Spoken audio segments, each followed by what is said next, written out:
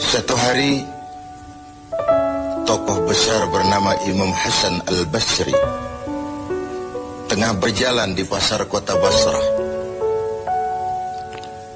Datang seseorang lalu bertanya kepada beliau, "Ya Aba Ishaq," wahai Abu Ishaq, panggilan buat Imam Hasan Al-Basri. Katanya dalam Quran itu, "Ud'uni astajib lakum." Berdoalah kepadaku, aku akan jawab doamu. Mintalah kepadaku, aku akan penuhi permintaanmu. Begitu janji Allah dalam Quran. Lah kami ini, kata si orang tadi, sudah lama berdoa kepada Allah. Sudah banyak kali kami memohon kepadanya. Wah, kok sampai sekarang doa kami nggak dijawab-jawab, nggak pernah dikabulkan. Ini bagaimana? Katanya berdoa, aku kabulkan. Sudah lama kami berdoa. Kenapa nggak pernah dikabul-kabulkan? Apa doa kami salah pasang? Apa Tuhan pas kebetulan nggak dengar? Atau bagaimana ini? Imam Hasan Al-Basri senyum lalu menjawab, "Ya ahlal Basrah, hai penduduk Basrah, hatimu mati. Dari hati yang mati, bagaimana mungkin doa akan terjawab? Tidak ada getaran yang menyebabkan channel kepada Allah itu nyambung. Tidak ada. Dari hati yang mati, doa tidak mengeluarkan getaran untuk sampai kepada aras. Hatimu mati, maka doamu tidak dikabulkan." Kita renungkanlah jawaban ini. Sederhana, doa tidak didengar Tuhan.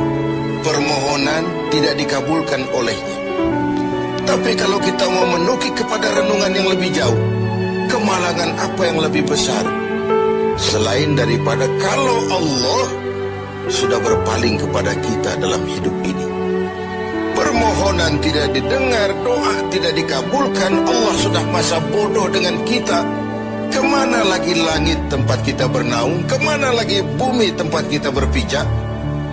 Kalau Allah sudah berpaling dalam hidup ini kepada kita, itulah kemalangan yang paling besar dalam hidup ini. Sementara kita berleha-leha, menurut kita kemalangan itu kehilangan jabatan, kemalangan itu kehilangan harta benda, kemalangan itu adalah kehilangan orang yang kita sayangi. Allah berpaling dalam hidup kita, tidak pernah kita melakukan evaluasi. Nah, apa yang menyebabkan hati itu jadi mati? Sehingga tidak ada getaran yang nyambung ke aras, yang mengakibatkan Tuhan berpaling dari kita. Doa tidak lagi didengar, permohonan tidak lagi dikabulkan. Ada beberapa hal yang menyebabkan hati jadi mati, sehingga doa tidak terangkat. Imam Hasan Al-Basri menjelaskan beberapa faktor yang menyebabkan hati menjadi mati. Tidak ada lagi getaran yang mengantarkan doa ke aras, sehingga Tuhan pun berpaling.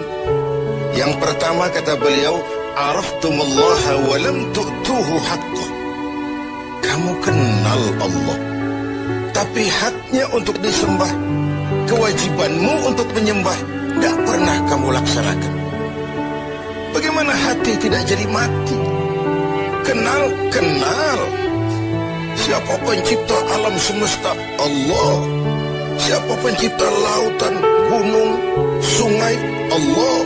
Siapa pencipta langit dan bumi? Allah. Siapa pengatur segala-galanya? Allah.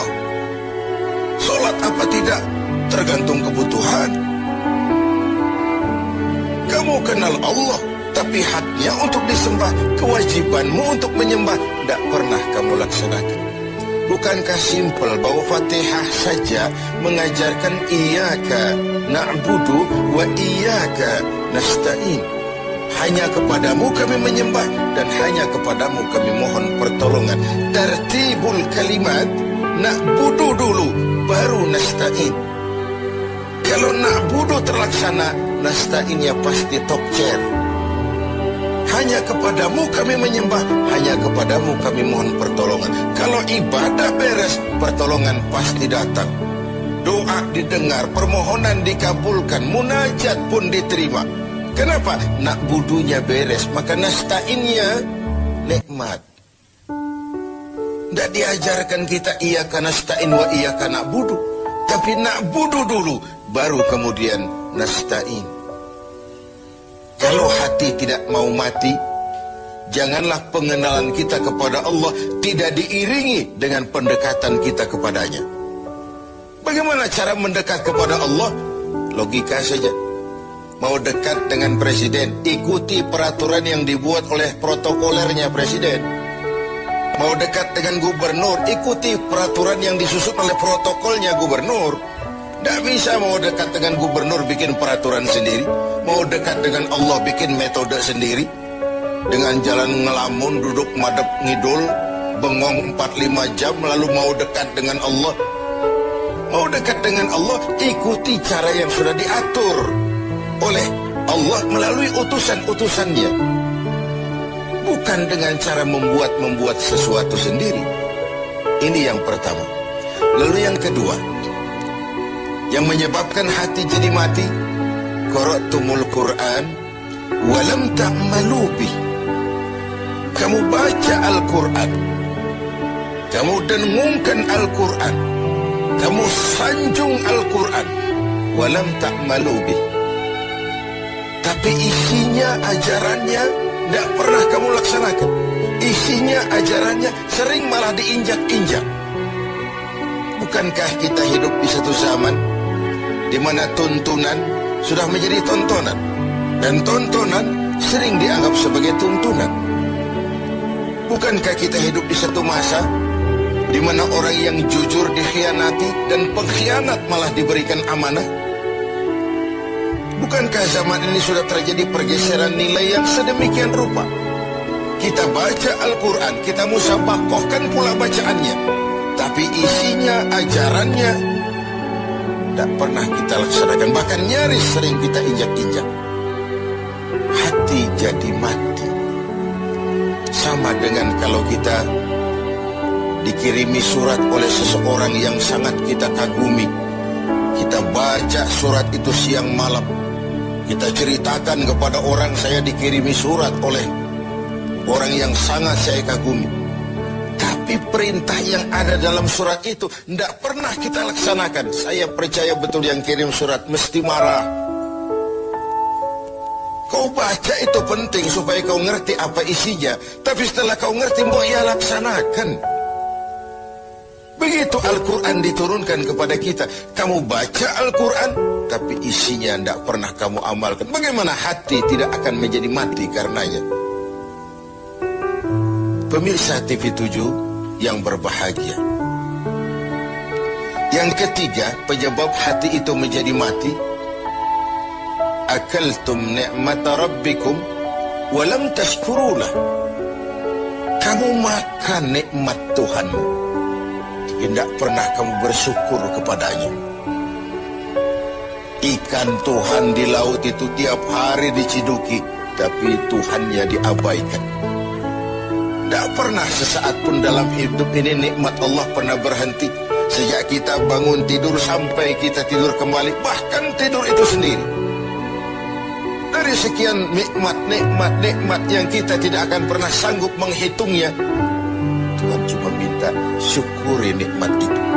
Kalau kau syukuri, aku tambah. Kalau kau ingkar, azabku itu pedih. Tiap hari kau makan nikmat Tuhanmu, akaltum ni'mata rabbikum. Kau makan nikmat dari Tuhanmu, walam tashkurulah, tapi kepadanya kamu tidak pernah bersyukur. Baik syukur dalam bentuk ucapan, lebih-lebih syukur dalam bentuk perbuatan. Karena kalau syukur ucapan semua bisa. Alhamdulillah, terima kasih Tuhan, puji syukur, terima kasih Tuhan. Tapi perbuatannya sering tidak sinkron dengan ucapannya. Kalau saya diberikan harta oleh Allah, mulut saya tidak pernah berhenti. Alhamdulillah Tuhan, terima kasih dikasih harta. Tapi pelitnya 17 setan. Rasanya orang itu baru syukur perbuatan, baru syukur ucapan, belum syukur perbuatan. Karena syukur perbuatan artinya mempergunakan suatu nikmat sesuai dengan kehendak yang memberikan nikmat itu. Allah memberikan harta kepada saya. Apa yang Allah kehendaki dengan menggunakan harta itu? Bagaimana kehendak Allah tentang penggunaan harta itu? Allah memberikan jabatan kepada saya. Apa yang Allah kehendaki dengan memberikan jabatan ini kepada saya? Mempergunakan suatu nikmat sesuai dengan kehendak yang memberinya. Itulah syukur yang sebenarnya. Ini yang keempat. Yang kelima, penyebab hati itu jadi mati.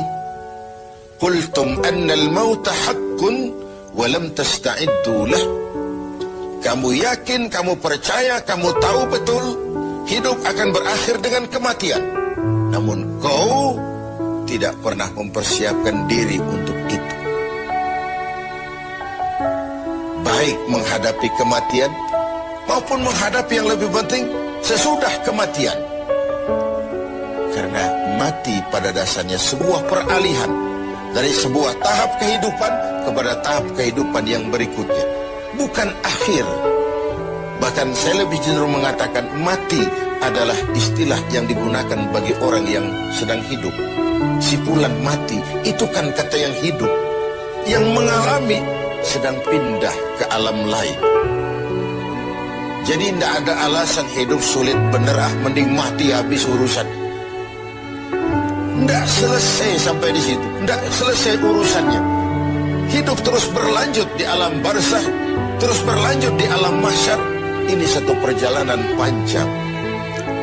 Seperti kita akan berangkat keluar kota yang jauh, tentu kita harus menyiapkan bekal. Semakin jauh perjalanan, semakin banyak bekal yang kita bawa.